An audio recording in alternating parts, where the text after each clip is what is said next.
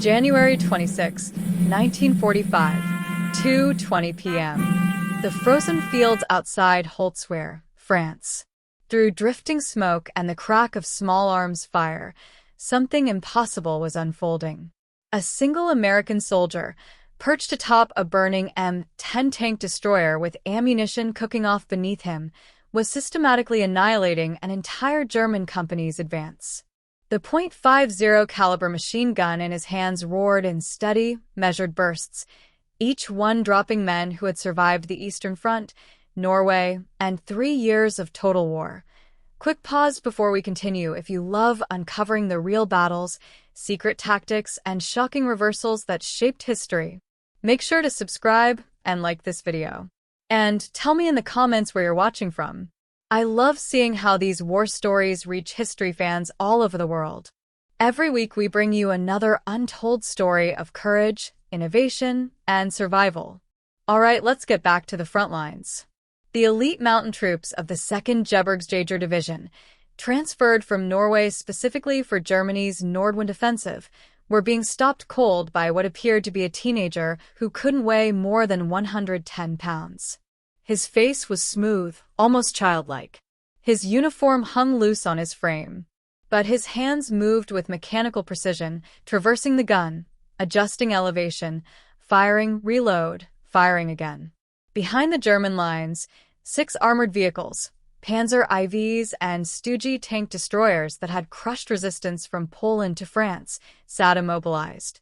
Their commanders refused to advance without infantry support, and that infantry was being methodically cut down by a single American standing fully exposed on a burning vehicle that could explode at any moment. The 250 men of the reinforced German company had walked into what Wehrmacht tactical doctrine said was impossible: one soldier holding a defensive position against a combined arms assault. One man, one machine gun against an army. The mathematics were merciless. 40 exhausted Americans with failing weapons against 250 elite German mountain infantry, supported by 6 armored vehicles. By every principle of military science, by every calculation of firepower and numerical superiority, the American position should have been overrun in minutes. The German advance should have rolled through Holtzware, collapsed the American line, and threatened the entire offensive to reduce the Colmar pocket. Instead, for one impossible hour on frozen French ground, 2nd Lieutenant Audie Leon Murphy, 19 years old, 5 feet 5 inches tall, weighing barely more than a schoolboy, would rewrite every assumption about what one human being could accomplish under fire. The path to that burning tank destroyer began 6,000 miles away, in the cotton fields of Hunt County, Texas. Audie Murphy was born on June 20th, 1925, to impoverished sharecroppers who worked land they would never own. The 6th of 12 children, Murphy's childhood was defined not by school or play, but by hunger and responsibility that no child should carry. His father, a man broken by poverty and failure, abandoned the family when Audie was 12 years old, leaving behind a wife, 12 children, and debts that couldn't be paid. His mother, Josie Bell Murphy, died of endocarditis and pneumonia in 1941, her body worn out at 38 from childbirth, malnutrition, and exhaustion. She died owing money for her own funeral. Audie was 16 years old, suddenly the primary provider for younger siblings who looked to him with eyes that expected miracles he couldn't deliver. "If I don't hit what I shoot at, my family doesn't eat tonight," young Murphy told his neighbor Monroe Hackney, explaining the pressure behind every trigger pull. It wasn't sport. It wasn't practice. It was survival measured in .22 caliber rounds that cost money the family didn't have. That boy could drop a running rabbit at 50 yards with a .22 rifle that most grown men couldn't hit a barn door with, Hackney later recalled. Never wasted ammunition. Never took a shot he wasn't certain of. Each bullet represented food on the table or an empty stomach. You learn different under those conditions. Under such unforgiving pressure, where every missed shot meant his siblings went hungry, Murphy developed a marksman's eye and a shooter's discipline that would later become the stuff of military legend. He learned to move through brush without sound, to estimate range by instinct, to control his breathing, squeeze the trigger between heartbeats, and put rounds exactly where he intended from positions that would make professional snipers envious. The cotton fields of Texas became his training ground, and hunger became his instructor. When Pearl Harbor was attacked on December 7, 1941, Murphy saw more than a national crisis. He saw opportunity. The military offered steady pay, something his family had never known. 3 meals a day, a luxury beyond imagination. And, most importantly, the ability to send money home to support the siblings who still depended on him. War was terrible, but at least it paid. But even joining the fight proved difficult for the undersized teenager. Standing just 5 feet 5 inches and weighing 110 pounds soaking wet, Murphy was rejected by the Marines as too small to carry the pack. The Navy turned him away. The Army paratroopers wouldn't take him. He didn't meet the physical minimums. Each rejection stung, not from wounded pride, but from desperation. His family needed that paycheck. Finally, the regular Army infantry accepted him on June 30, 1942, but only after his sister Corinne provided a falsified affidavit claiming he was 18 years old. He was actually 16. He looked 14. And he weighed barely more than the rifle they issued him. Private First Class David Mouse McClure, who went through basic training with Murphy at Camp Walters, Texas, later provided a vivid account of first impressions. "We all thought they'd send us a mascot at first. This kid who looked about 14 years old and weighed nothing. Baby face, soft voice, polite as Sunday school.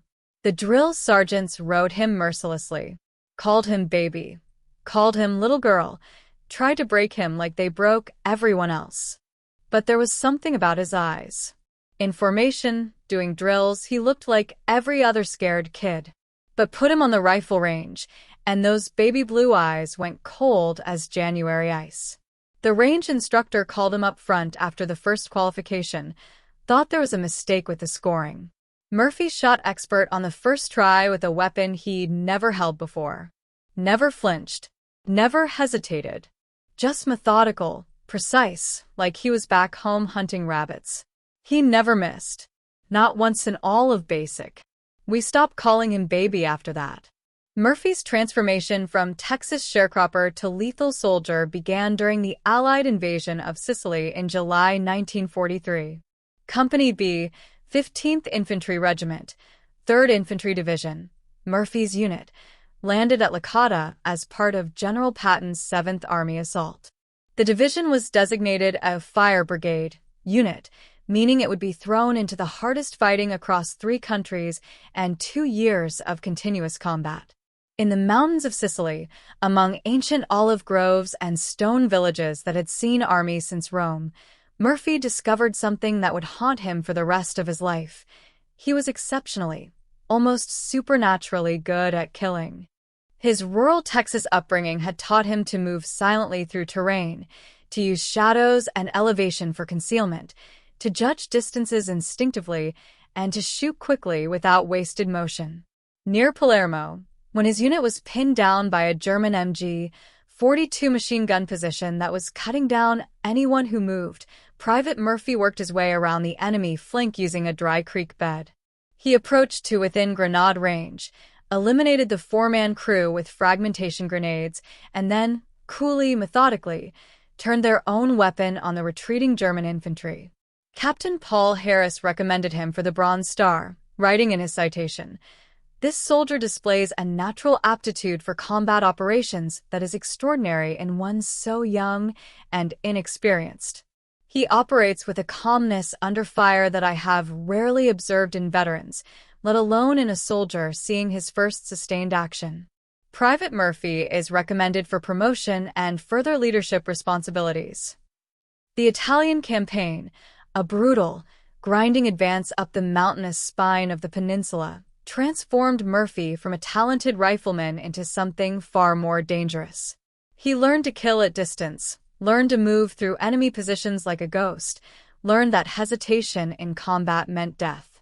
His superiors noticed not just his tactical skills, but his emotional detachment. He could kill, watch men die, and then eat dinner without apparent disturbance. By the time Company B landed in southern France for Operation Dragoon in August 1944, Murphy had earned the Bronze Star, the Silver Star, and the Distinguished Service Cross, the second highest medal for valor. He'd been promoted to Staff Sergeant, then to Second Lieutenant through a battlefield commission, a rare honor that recognized not just his combat effectiveness, but his ability to lead men who trusted him absolutely. But that leadership came at a cost measured in blood and sleepless nights. The soldiers of Company B watched Murphy walk through machine gun fire without flinching, eliminate enemy positions with surgical precision, and make tactical decisions that saved lives. They didn't know about the nightmares, the insomnia, the way his hands sometimes shook when the firing stopped. They saw only the legend forming around the baby-faced lieutenant who seemed unkillable. By January 1945, as Company B fought through the frozen hell of the Colmar Pocket, Germany's last bridgehead on the west bank of the Rhine, Murphy was carrying more than just weapons. He carried shrapnel in his left leg from a German mortar, untreated because the aid station was overrun.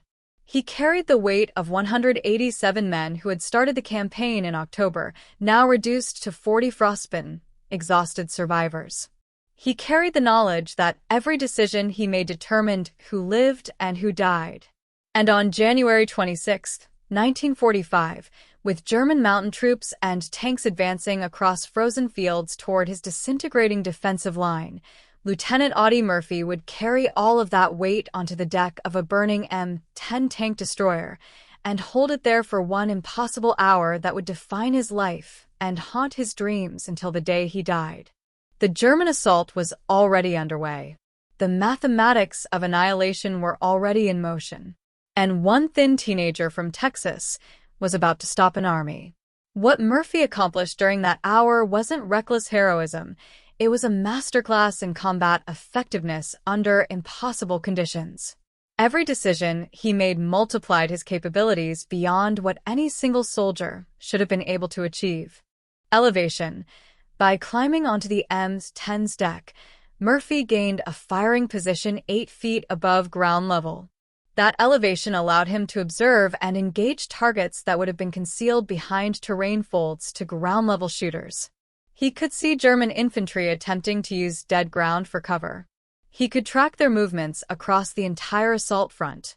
Elevation transformed one machine gun into an observation post and kill zones simultaneously. Smoke concealment. The burning M10 created massive smoke that obscured Murphy's exact position while backlighting German forces advancing across white snow. German soldiers couldn't pinpoint where fire was coming from. They just knew it was devastating and continuous. The smoke that should have killed Murphy through inhalation became his concealment, making German return fire less accurate while his own remained precise. Artillery coordination. Murphy's decision to call fire on his own position demonstrated tactical sophistication that professional officers studied for decades afterward. He understood that German infantry had to close with his position to neutralize it, and that artillery could kill them in the open ground they had to cross. By accepting danger to himself, he created a kill zone that no amount of German courage could overcome. The artillery didn't just kill attackers. It psychologically devastated survivors who watched comrades die from shells they couldn't escape. Marksmanship. The .50 caliber machine gun fires 450 to 550 rounds per minute with effective range exceeding 1,800 yards. In untrained hands, it's a bullet hose that wastes ammunition. In Murphy's hands, it became a precision instrument. He fired in 5 to 7 round bursts, each one aimed at specific targets: squad leaders, soldiers attempting to maneuver, anyone trying to organize the assault. Witnesses estimated he fired over 1,000 rounds during that hour, and German casualty reports suggest over 50 killed with many more wounded. That's better than 5% accuracy with a machine gun under combat conditions, exceptional by any standard. Terrain mastery. Murphy understood that the frozen fields offered Germans no cover except terrain folds and small depressions. He used that knowledge to predict their movements, engaging them as they attempted to advance from one covered position to another. When Germans tried to flank his position, he shifted fire to cut them off before they could exploit dead ground. He fought as if he could see the entire battlefield simultaneously because his elevated position and tactical understanding allowed exactly that. The combination of these elements transformed one soldier into a force multiplier that German commanders couldn't calculate or counter. It wasn't luck. It wasn't berserker rage. It was disciplined application of tactical principles under conditions that would have paralyzed most combat veterans. The 2nd Gebirgsjäger Division weren't Wehrmacht recruits or Volkssturm conscripts. These were elite mountain troops, specialists in winter warfare, men who had fought in Norway's frozen mountains and survived the Eastern Front's apocalyptic conditions. They had assaulted fortified positions, conducted operations in sub-zero temperatures, and maintained discipline under artillery bombardment that had broken lesser units. But they had never encountered anything like Audie Murphy. German after-action reports, captured when the Colmar pocket collapsed weeks later, revealed the psychological devastation of that failed assault. Oberleutnant Hans Halser, commanding the lead German company, wrote in his official report, "American defensive fire was far heavier than intelligence indicated. Enemy appeared to possess multiple heavy machine gun positions with interlocking fields of fire. Assault elements suffered catastrophic casualties attempting to advance across open ground. Armor support unable to suppress enemy positions without infantry protection. Attack suspended after 1 hour due to inability to achieve tactical objectives." Halser's assessment was completely wrong about one critical detail. There weren't multiple heavy machine guns. There was one, manned by one soldier. But the psychological impact of Murphy's sustained, accurate fire created the illusion of a prepared defensive position that simply didn't exist. German soldiers who survived the assault provided even more revealing testimony during post-war interrogations. Gefreiter Otto Schemmel, a squad leader in the attack, described the moment his unit realized they couldn't advance. "We moved forward expecting the usual, some rifle fire, maybe a machine gun, then close assault. But the fire never stopped. Every time we tried to move, men died. We couldn't see where it was coming from exactly, just that huge fire and smoke from their tank and this constant hammering. My men started refusing to leave cover. Not from cowardice, from mathematics. Moving forward meant dying, and we couldn't even identify the target to suppress it." That last observation captured the essence of German psychological collapse. They couldn't solve the tactical problem Murphy presented. Doctrine said to suppress enemy fire positions, but the fire was coming from a burning vehicle that should have been abandoned. Doctrine said to use superior numbers, but the killing zone was so effective that numbers became irrelevant. Doctrine said armor would provide breakthrough capability, but the armor couldn't advance without infantry that refused to move forward into systematic slaughter. The German tanks, Panzer IVs and Stugee assault guns that had dominated battlefields from Poland to France, sat immobilized not by American anti-tank weapons, but by their own crews' unwillingness to advance without infantry support. Tank Commander Feldwebel Ernst Koch later explained, "We could see the American tank burning. We knew there was someone firing from it. But our infantry couldn't get close enough to eliminate it, and we weren't going to drive into American lines without them. That's suicide, not tactics." The psychological break wasn't immediate. It accumulated over the hour as each attempt to advance failed, as casualties mounted, as elite soldiers trained for exactly this type of assault found themselves unable to overcome one American who simply wouldn't stop firing. Around 3:15 p.m., approximately 45 minutes into the assault, German company-level cohesion collapsed. Individual squads stopped attempting coordinated advances. Soldiers who had fought across Europe found themselves psychologically defeated by an enemy they outnumbered 6-1. The retreat, when it came, wasn't ordered from above. It emerged organically as German infantry realized they would all die before overrunning Murphy's position. Elite mountain troops, trained never to abandon assault objectives, withdrew in disorder because continuing meant annihilation without achieving any tactical gain. One American soldier had broken an elite German division's will to fight, not through superior firepower or overwhelming numbers, but through sustained, disciplined violence that made German tactical doctrine irrelevant. Years later, when Murphy was asked why he climbed onto that burning tank destroyer, his answer was immediate and unadorned. They were killing my men. Not glory, not medals, not tactical brilliance or strategic calculation. His men were dying, and he had the skill to stop it. The mathematics were that simple. Lieutenant Murphy had commanded Company B's remnants through 3 months of continuous combat. He knew every soldier's name, hometown, and whether they had kids waiting back home. He'd written letters to families of men killed under his command, letters that haunted him because he couldn't explain why some lived while others died in battles where survival was random chance wearing a uniform. Private James Hendricks, who survived the Holtzwehr battle, later described Murphy's command style. He never asked us to do anything he wouldn't do first. If we were going through a minefield, he walked point. If we were taking fire, he was in front. Some officers lead from behind. Murphy led from the front because he believed if anyone was going to die, it should be him first. That philosophy reached its ultimate expression on January 26th. When the M-10s were destroyed and German infantry advanced toward his 40 exhausted soldiers, Murphy faced a choice every combat leader eventually confronts: preserve your own life or risk it for others. Most leaders, rational, trained, following doctrine, would have ordered withdrawal to preserve what remained of the unit. Murphy didn't calculate odds or consult doctrine. He saw his men about to be overrun and responded with the only capability he possessed: his own lethal effectiveness. Climbing onto that burning vehicle wasn't heroism in the traditional sense. It was leadership expressed through sacrifice. He put himself in the position of maximum danger because that was the position from which he could best protect the soldiers who depended on him. Captain William Kidd, the forward observer who coordinated artillery during Murphy's stand, later reflected, "When he called fire on his own position, I thought he'd lost his mind. But then I understood. He was willing to die if it meant stopping the Germans from killing his men.